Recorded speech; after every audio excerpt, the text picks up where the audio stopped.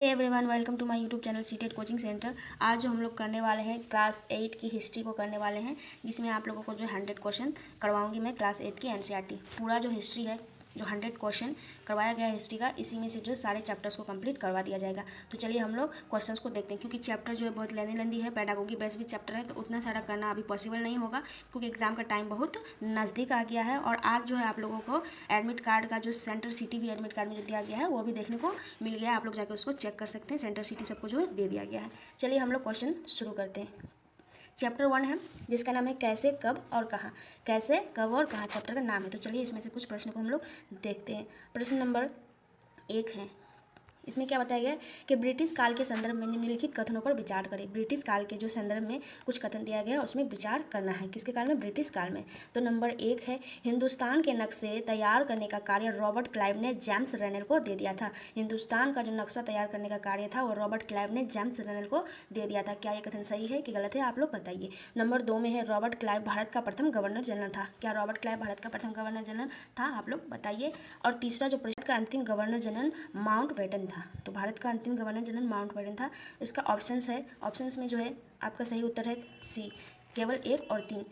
हिंदुस्तान के नक्शे तैयार करने का कार्य रॉबर्ट क्लाइव ने किसको दिया था? जेम्स रेनल को दिया था। ये बिल्कुल सही है। और भारत का अंतिम गवर्नर जनरल कौन था? तो माउंटबेटन था। ये भी बिल्कुल सही है। पर दूसरा नंबर में जो है बताया गया है कि रॉबर्ट क्लाइव भारत का प्रथम गवर्नर जनरल था, तो ये गलत है, क्योंकि भारत का जो फर्स्ट गवर्नर जनरल था वो कौन था? Warren Hastings. कौन थे? वारेन हेस्टिंग्स थे। इसको याद रखना है। तो आपका जो 1 नंबर प्रश्न सॉल्व हो गया होगा कि हिंदुस्तान का नक्शा तैयार करने का कार्य रॉबर्ट क्लाइव ने किसको दिया था? जेम्स रेनल को दिया था। यह प्रश्न पूछा भी गया है, याद रखिएगा कि हिंदुस्तान का नक्शा तैयार करने का जो कार्य है रॉबर्ट क्लाइव ने किसको दिया था? जेम्स रेनल को दिया था। और भारत का अंतिम गवर्नर जनरल कौन था? तो लॉर्ड माउंटबेटन था। अगर यहाँ पे भारत के आगे अगर लिखा होता कि स्वतंत्र भारत का गवर्नर जनरल, स्वतंत्र भारत का गवर्नर जनरल कौन था लास्ट, तो याद रखना है राजगोपालाचारी हो जाता है यहाँ पे, राजगोपालाचारी। अगर यहाँ पे पूछता है कि स्वतंत्र भारत का अंतिम गवर्नर जनरल कौन था, तो राजगोपालाचारी। पर यहाँ पूछा गया है कि भारत का अंतिम गवर्नर जनरल कौन था, तो माउंटबेटन बिल्कुल सही है। और रॉबर्ट क्लाइव ने जेम्स रेनल को जो है हिंदुस्तान का नक्शा तैयार करने का कार्य दिया था। और रॉबर्ट क्लाइव भारत का प्रथम गवर्नर जनरल नहीं थे। कौन थे? तो वारेन हेस्टिंग्स। मैं अभी बताई कि वारेन हेस्टिंग्स जो थे भारत के प्रथम गवर्नर जनरल थे। इस चीज़ को याद रखना है। चलिए अब दूसरे नंबर प्रश्न को हम लोग देखते हैं। इसका सही ऑप्शन जो है ऑप्शन नंबर सी है, केवल 1 और 3 सही है। उसके बाद क्वेश्चन दूसरे को देखते हैं। क्वेश्चन नंबर 2 में क्या बताया गया है? A history of British India नामक पुस्तक निम्नलिखित में किसके द्वारा लिखी गई? A history of British India नामक पुस्तक किसने लिखी है? तो इसका जो सही आंसर होगा वो होगा option number A, James mill. James India नामक जो पुस्तक लिखी है वो किसने लिखी है? जेम्स मिल ने। मैं बार बार इसलिए बोल रही हूँ ताकि चीज़ें जो याद हो जाए। ऑप्शन नंबर ए सही है 2 नंबर क्वेश्चन का, कि जेम्स मिल जो थे a history of British India नामक पुस्तक लिखा है। A history of British India नामक पुस्तक किसने लिखा? तो जेम्स मिल ने। चलिए नंबर 3 को देखते हैं। नंबर 3 में क्या बताया गया है? अंग्रेज द्वारा सरकारी रिकॉर्ड को संभाल कर रखने के संदर्भ में निम्नलिखित कथनों पर विचार करें। तो अंग्रेज जो सरकारी रिकॉर्ड को संभाल कर रखता था, इसके संदर्भ में निम्नलिखित कथन पर विचार करना है कि क्या क्या जो है यहाँ पे सत्य कथन है। तो नंबर 1, अंग्रेजों द्वारा महत्वपूर्ण दस्तावेज को बचाकर रखने के लिए अभिलेखागार और संग्रहालय जैसे संस्थान बनाए गए थे। ये बिल्कुल कथन सही है कि अंग्रेज द्वारा महत्वपूर्ण दस्तावेजों को बचाकर रखने के लिए क्या निर्माण किया गया था? अभिलेखागार और संग्रहालय जैसे संस्थान बनाए गए थे। इस चीज़ को याद रखना है। चलिए ऑप्शन 2 को देख लेते हैं। ऑप्शन नंबर 2 में क्या बताया गया है?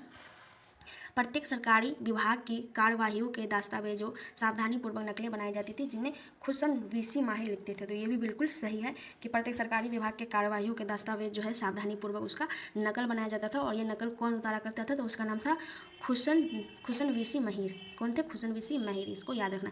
ये कथन भी बिल्कुल सही है। नंबर 3 जो कथन है, अंग्रेजी शासन द्वारा तैयार किए गए सरकारी रिकॉर्ड इतिहासकार को एक महत्वपूर्ण साधन होता है। इतिहासकार का जो है एक महत्वपूर्ण साधन होता है अंग्रेजी शासन द्वारा तैयार किए गए सरकारी रिकॉर्ड, क्योंकि इन्हीं सब सरकारी रिकॉर्ड के अनुसार जो है इतिहासकार कुछ कुछ डाटा याद कर पाते हैं, कुछ कुछ डाटा अनुमान कर पाते हैं कि ये इसके लिए रखा गया होगा। तो अंग्रेजी शासन द्वारा तैयार किया गया सरकारी रिकॉर्ड इतिहासकार को एक मदद करता है और साधन के रूप में भी जाना जाता है। तो ये कथन भी बिल्कुल सही है, याद रखना है आप लोगों को।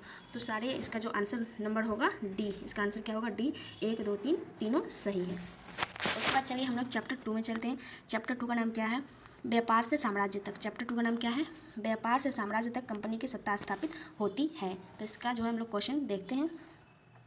भारत में यूरोपीय व्यापारिक शक्तियों के आगमन का सही क्रम बताएं। भारत में जो है यूरोपीय व्यापारिक शक्तियों के आगमन का सही क्रम जो है बताना है। तो पहले कौन आया था, तो इसका ऑप्शन नंबर जो होगा डी। पहले जो पुर्तगाली आया था, फिर डच आया, फिर अंग्रेज, फिर फ्रांसीसी आए। तो आप लोगों को इसका डेट भी याद रखना है कि पुर्तगाली कब आया, तो पुर्तगाली आया था 1498 में। उसका डच कब आया, तो डच आया आपका 1595 में। फिर अगर अंग्रेज पूछे कि अंग्रेज कब आया, तो अंग्रेज आया 1600 में।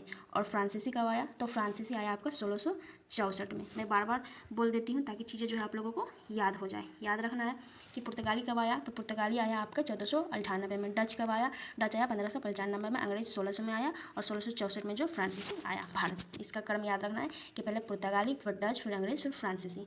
चलिए क्वेश्चन नंबर 2 को देखते हैं। क्वेश्चन नंबर 2 में बताया गया है, पहली बार यूरोप से भारत तक पहुंचने के लिए समुद्री मार्ग का पता वास्को डिगामा नामक खोजी यात्री द्वारा लगाया गया था। यह यात्री निम्नलिखित में से किस देश से संबंधित था। ये क्वेश्चन लगभग सबको पता होगा कि भारत का खोज जो है, भारत में जो पहुंचा और समुद्री मार्ग से जो भारत की खोज की, उसका नाम क्या था, तो उसका नाम था वास्को डिगामा। और यह जो है किस से संबंधित थे, तो इसका जो आंसर सबको पता होगा ऑप्शन नंबर सी, पुर्तगाल। वास्को डिगामा किससे संबंधित थे, कहाँ से थे, तो पुर्तगाल से वास्को डिगामा थे। चलिए 3 नंबर प्रश्न को देख लेते हैं। प्रश्न क्या है, चलिए तीसरे नंबर प्रश्न को देखते हैं। क्या है इसमें, 17वीं शताब्दी के प्रथमार्ध के संदर्भ में निम्नलिखित कथनों पर विचार कीजिए। नंबर एक में क्या बताया गया है, ईस्ट इंडिया कंपनी को पूर्व से व्यापार करने का एकाधिकार प्राप्त था। 2 नंबर जो है, भारत के बने बारीक सूती कपड़े और रेशम की यूरोप के बाजारों पर बहुत अधिक मांग थी। तीसरा जो ऑप्शन है, इस समय तक पुर्तगाली भारत के पश्चिमी तट पर अपनी उपस्थिति दर्ज करा चुके थे। तो इसका सही आंसर आप लोगों को बताना है, इसका सही आंसर क्या होगा। तो इसका सही आंसर जो होगा ऑप्शन नंबर डी। इसका जो सही आंसर है ऑप्शन नंबर डी, 1, 2 और 3, इसका जो तीनों कथन सही है। तो चलिए फिर से कथन को पढ़ लेते हैं।